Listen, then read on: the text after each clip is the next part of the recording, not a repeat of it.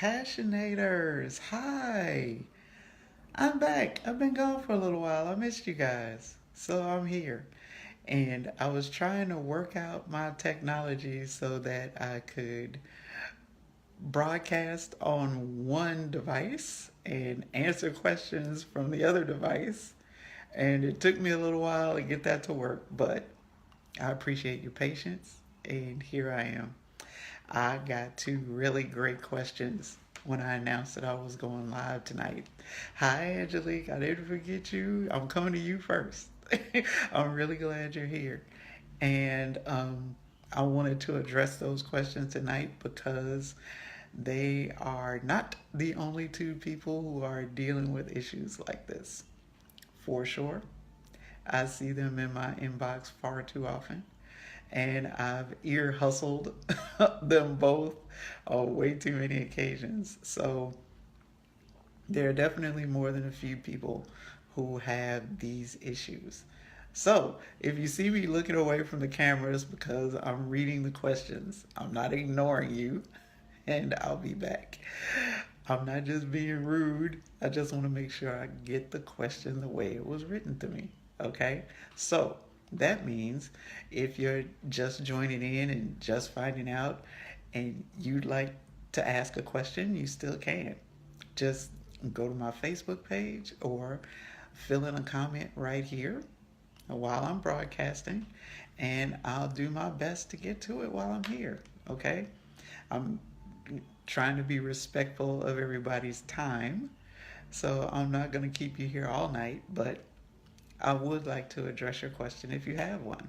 And since I'm here, I'm trying to be useful, trying to bring you some value, make this worth the investment of your time. Hi, Cheryl. Hi, Andre. Come on in, share the video, bring friends, because I'm sure they have questions too. But let me get to the first one before too much time passes by, okay? It says, what do you do when you're growing exponentially but your partner is not?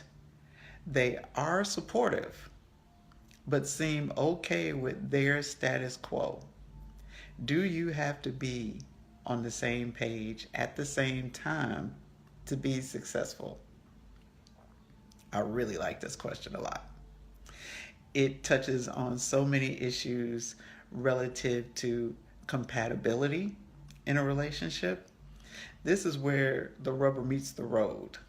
This is where people work out whether or not they can actually be a couple together, whether or not they can actually make this thing work in a way that's good for both of them. And that's what makes it such a practical question, which is typically why this question doesn't come up when you're dating, because there really isn't anything practical about dating. That's why dating really isn't a good indicator of who would be a good partner for you, because dating is about attraction. That's it. Dating is about chemistry, how much fun you have together, how you enjoy each other. All the upside stuff, all the fun stuff has absolutely nothing to do with compatibility, except as far as how you date. What you do, where you go, what you see, where all that stuff. If you're compatible there, then you like to see a lot of the same stuff. You like to do a lot of the same stuff. But living a whole life is about a lot more than that stuff. That's why great dates don't always make great mates. In fact, most of the time, great dates don't make great mates. But in this situation, for this particular question, I see a lot of positivity here for two very specific reasons. One is that even though one partner has taken an interest that the other partner doesn't have, the partner that doesn't have that interest is still supportive. They're not doing anything to try to interfere with that partner's growth in whatever area, whatever area it is. They're not particularly interested, but they're not doing anything to impede the other partner. They're not doing anything to stop it. They haven't turned on any anger, any criticism, any condemnation, any of that negative stuff that could get in the way of that partner pursuing this interest that she has that her partner doesn't have. So that's really important because you're not always going to be interested in the same things. That's not what compatibility is. Compatibility is about sharing enough, what I like to call value interests, that you can share a life together. It doesn't mean that you're the same. It doesn't mean that you're always going to be interested in the same things. It just means that you share enough in common that you can be supportive of each other when you're pursuing things that maybe the other one isn't particularly interested in. But you know it's good for your partner and you know it's good for the partnership. So you're supportive of it.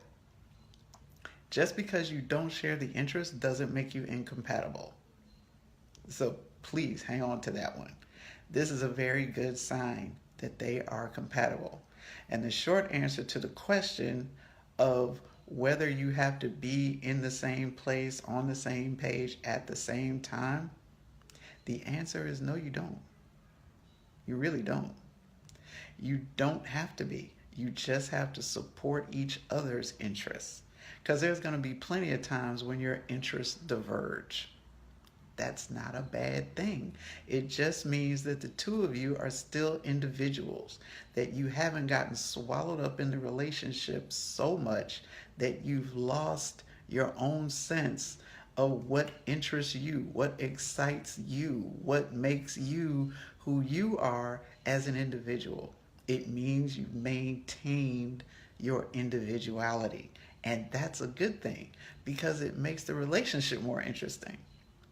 It means now you have experiences and you have perspectives and you've learned things and seen things that your mate hasn't, that you can now share with them. And it makes you a more interesting person. It's like they get to experience a part of you that they're not familiar with. And that's a good thing. That's a good thing, especially if you've been together for a long time and you've already kind of slipped into the phase where you think you know each other and you've got each other all figured out. And then one of you takes an interest that the other one doesn't have. So they're not with you for your evolution. So they don't really see it happening. They just see the result of it. They see what you bring back home from it. And by doing that, they get to experience you in a new way. It's one of the things that I recommend when people are talking to me about their relationships, when they're asking me questions about how to keep it interesting after a long time. I actually suggest this. It's like find things to do on your own. Not because I don't want you to do things together. I absolutely want you to do things together. It's one of the perks of being a couple. You're supposed to do things together and enjoy doing things together. Got it. Understood. However, everything about who you are as a person is not tied up into who you are as part of a couple. You were born an individual, and that's how you're going to leave here. And every moment in between, you're still an individual, even when you're part of a couple. So it's a good thing. It's a healthy sign that you have different interests. Just because they're different interests doesn't mean that they're contradictory. It doesn't mean that they conflict. See, that's where the problem comes in. When you have different interests that conflict with each other. When one of you is trying to be healthy and the other one is trying to sabotage your effort to be healthy. Because they don't want to be. They still want to live a fast food lifestyle. And you're trying to be healthy. So they're sabotaging you at every turn. That's a different story. See, that's where it gets to be toxic. That's where your differences work against you. But in this case, your differences can actually work in your favor. So use them that way. By all means, since your partner is supportive, let him be supportive. Do that because it's good for him. He's going to enjoy being supportive of you and being your fan, being your cheerleader, being encouragement for you. He's going to enjoy all that. Even though he has no real interest in it, he's going to enjoy it. He's going to enjoy its effect on you and on your relationship. And he's going to enjoy discovering the new things about you that this whole situation brings to the relationship. So by all means, yes, you can absolutely be on different pages, so to speak, and still make it work. In fact, it'll work in your favor. Have fun with it. Thanks for the question, Angelique. And now, the next question. I will be back. It says, how do you truly break free of that toxic person and not contact them? How do you truly live graciously single and be at peace? That's a big issue. That is a very big issue. Because it goes right to the heart of who you are as a person and what you require from a relationship. A lot of us have requirements for our relationships that we don't have for ourselves. And so we get into these partnerships where we demand things from our mates that we haven't shown to ourselves. And that's how we get into these toxic situations. Because predatory people can smell that. And so they target people whose relationship requirements are inconsistent with what they require of themselves. Here's what I mean. When people who have healthy boundaries and a healthy sense of acceptance of who they are, when they have a healthy belief that their feelings, that their life, that their goals, that their vision, that their person is important, is equally important to anyone else, they're less likely to end up in this situation because they don't accommodate other people bringing them situations that detract from that. If you're a person who actually respects yourself more than you respect how other people respond to you, when you're the kind of person who doesn't take responsibility for how other people feel about you, I want to say that again. When you're the kind of person who doesn't take responsibility for how other people feel about you, when you don't twist yourself into a pretzel trying to do what other people want you to do because you're trying to make them happy, the minute you untie that pretzel, you'll be free. That's how you do it. That's how you go no contact. That's how you free yourself from a toxic person and not contact them. Because you have finally embraced that any contact with them is toxic to you. Particularly when there are no children involved. When you have no children, no shared family, no shared contracts, there's nothing legal tying you together. There's none of that tying you together, but you find that it's difficult for you not to contact them, or when they text you, you can't not respond. Or when they're at the door, you can't not answer the door. When your phone is ringing, you have to answer the phone. Understand that that's not them, that's you. Because the truth is, you don't have to answer the phone. The truth is, you don't have to open the door. You don't have to respond to the text. The truth is, you can block all those accesses to you. The truth is that if they show up where you don't want them to show up, there are ways to address that too. You don't have to be in contact with anybody that you don't want to be in contact with. There are ways around that. Now, in extreme cases where there's some threat to your personal safety, health, well-being, property, that's another issue, and you should absolutely bring the authorities into it at that point to the fullest extent. Bring them in without hesitation, without reservation, without holding back. Make sure that you get everything recorded, reported, and written, documented. You need to start leaving a trail. That's what you need to do. If it gets that extreme, you need to be more extreme. Never shortcut your safety, your health, your well-being, or your sanity for anybody. Anybody. Least of all, somebody that you have no other connection to. You don't share children. You're not in the same family. You don't have a joint contract. There is nothing that brings you together again. There's nothing tying you together. Don't keep creating ties where there aren't any. So for you to be at peace, your peace is an inside job. Your peace is not going to happen just because they start leaving you alone. If they magically disappeared from your life tomorrow, you would still not be at peace because it's not about them.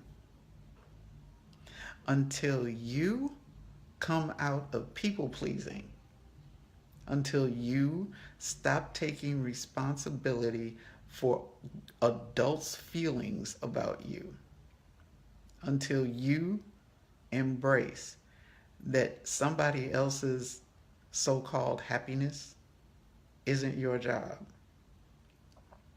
until you embrace that you have no obligation to do or to be anything for anybody other than you. None. You don't.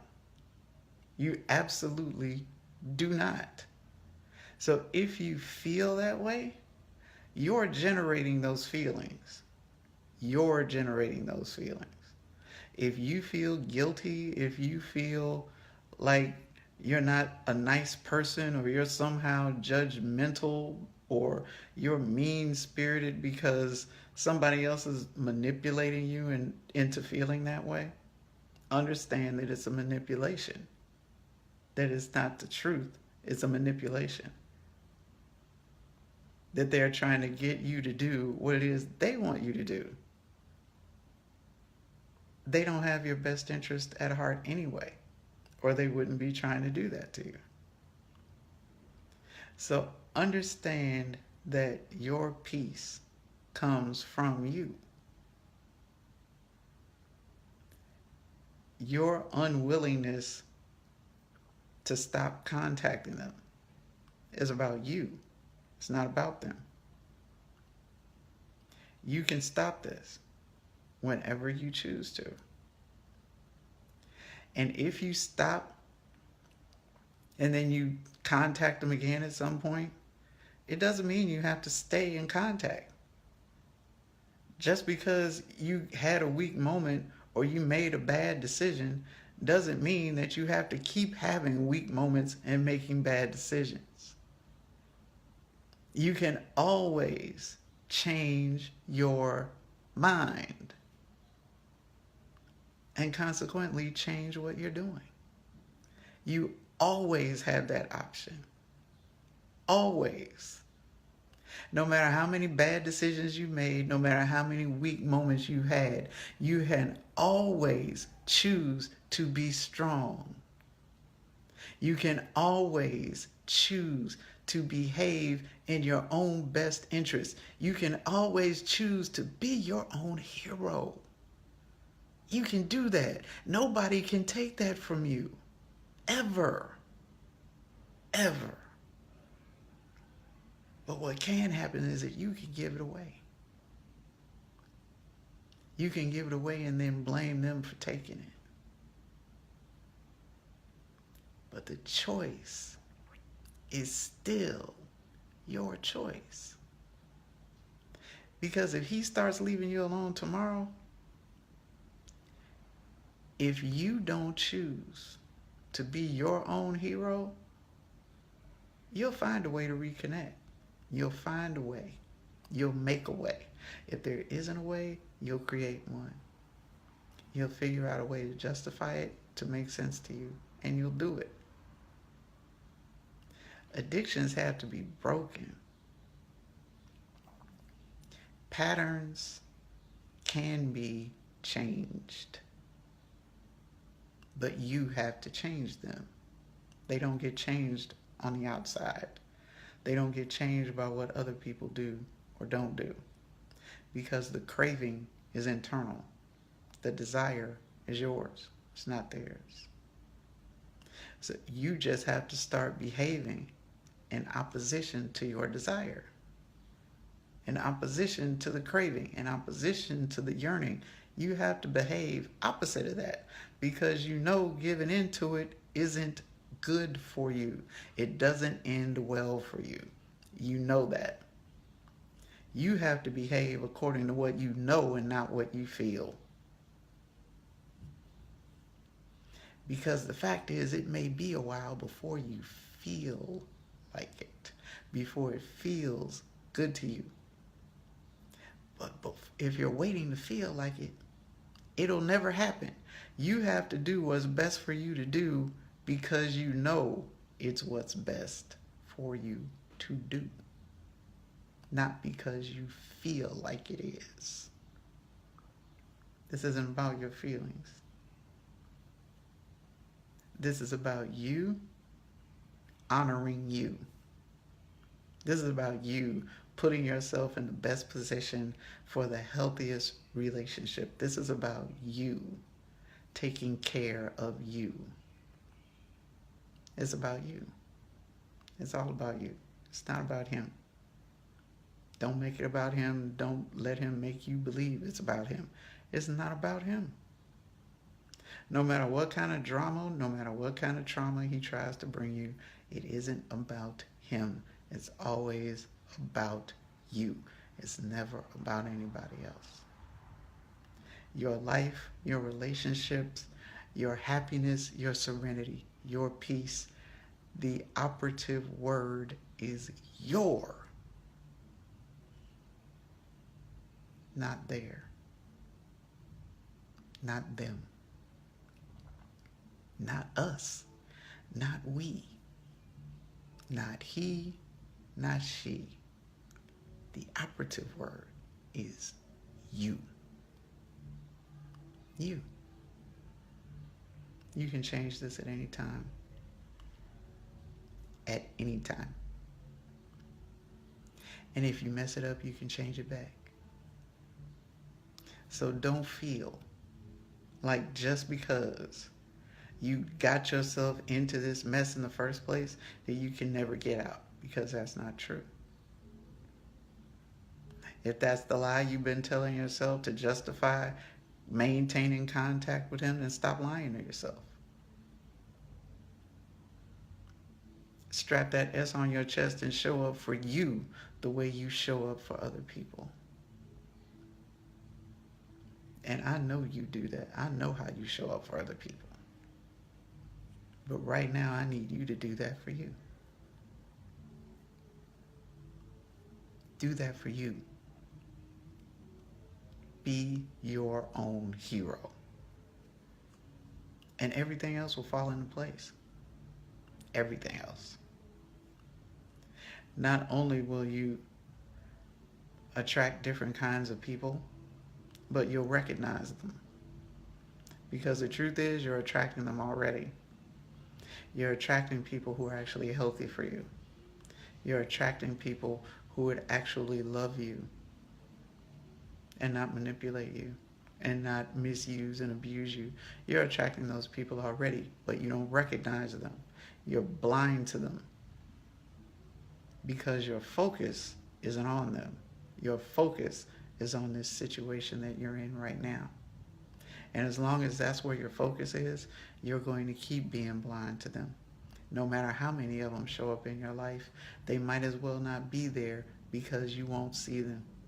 And if you don't see them, you won't make a relationship with them. And if your expectation of what love looks like is this toxicity that you're in right now, then that's what you'll accept. That's all you'll accept. You wouldn't accept real love if it came to you because you're expecting what you're getting. Until you change your expectations, you won't get a different result. Show up for you the way you show up for other people, and all of this toxicity will stop. Today. It'll stop. It won't slow down. It won't change directions. It will stop. As soon as you stop it. You know, predatory people can only prey on you as long as you stay in their path. You're only good prey as long as you cooperate. As soon as you stop cooperating, it's funny how quickly they will change directions and look for new prey. Because they will. That's what predatory people do. That's what narcissistic people do. That's what sociopaths and psychopaths do. I know those terms are kind of big and scary for a lot of people and they associate them with criminal activity. But the fact is, most narcissists, most sociopaths, most psychopaths aren't criminals. Now, a lot of criminals are, don't get me wrong, but most of those people, they're not criminals. They're people that you work with, that you go to school with, that you live next door to, that you share, that you see all the time. And they're people that you get into relationships with. But people who have no qualms about trying to make you what they want you to be, trying to make you do what they want you to do, people who will do that without considering the effect that it will have on you, that's a typical narcissistic trait. Meaning, they're in a relationship with you because you feed their ego, not because they're in love with who you are as a person.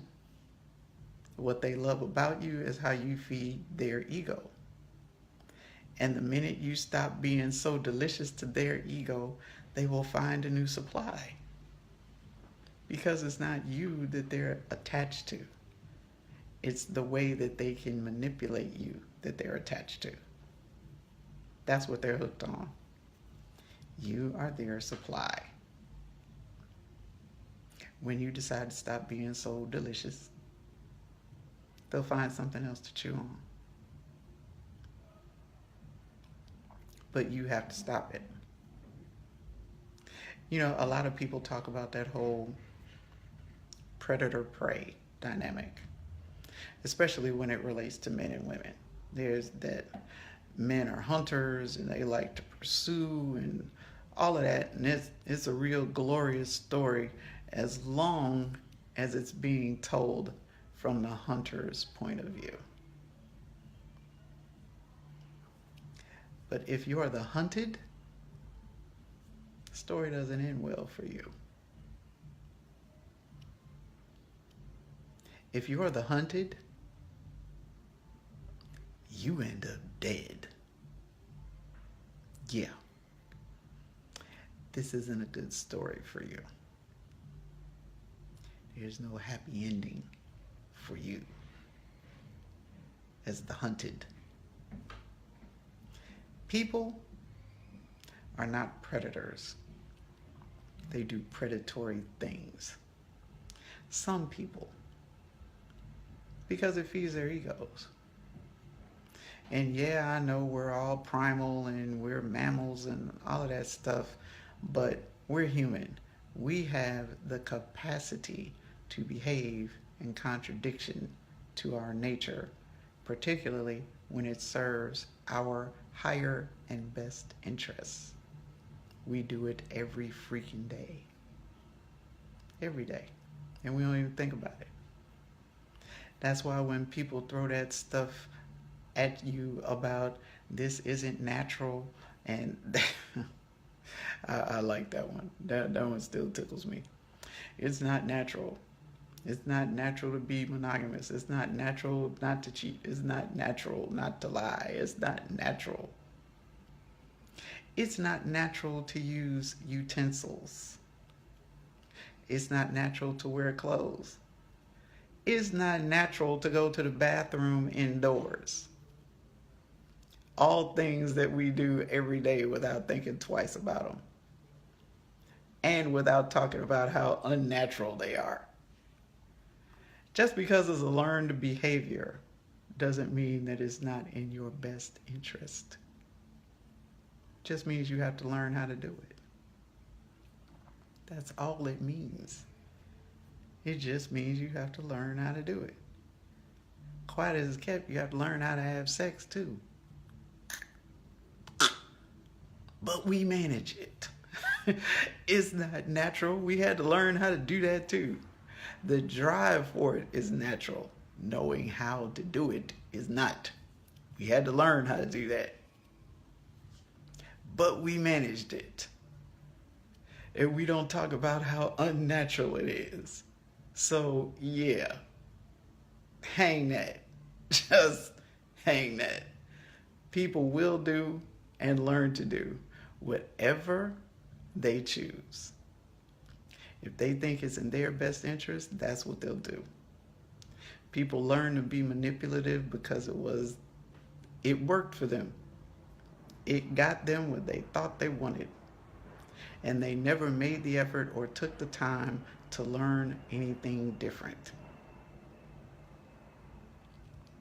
Just like many other things. And yet, there are still people who make different choices and who learn different things and who aren't manipulative and abusive and who aren't predatory. They're everywhere. There are more of those people than there are of the predators and the manipulators. But if you're caught in a cycle where you believe that that's what love looks like, where you believe that love is manipulative, where you believe that love is abusive, where you believe that love is chaotic and toxic and painful and fearful and angry, where you believe that that's what love is, that you believe you're supposed to sacrifice yourself and your sanity and your soul at the altar of what somebody else thinks they want from you. Trust and believe you won't ever be in a healthy, loving relationship until you let go of that belief and replace it with the truth of what love actually is.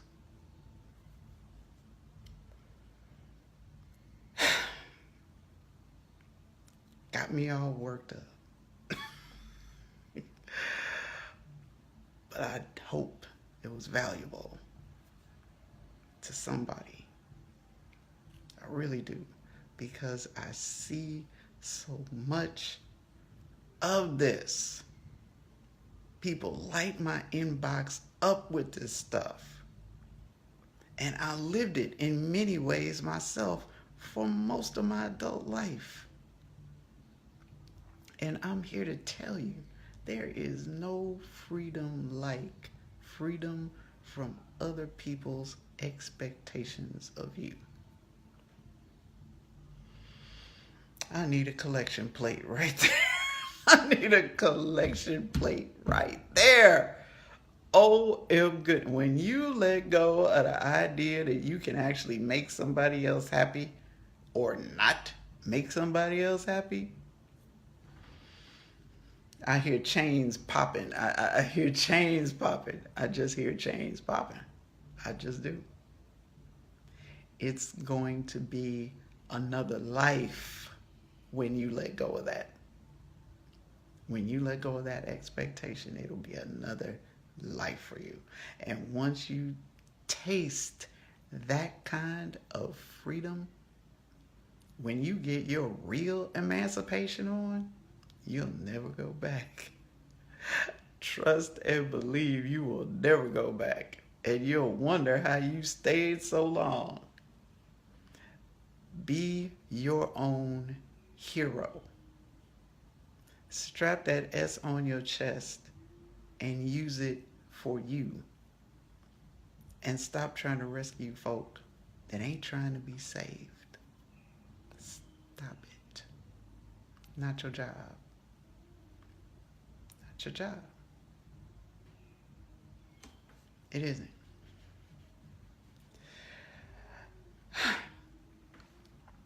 I'm going to give you all your Saturday back. I appreciate you hanging out with me all this time. Thank you for your questions. I hope I offered you something valuable.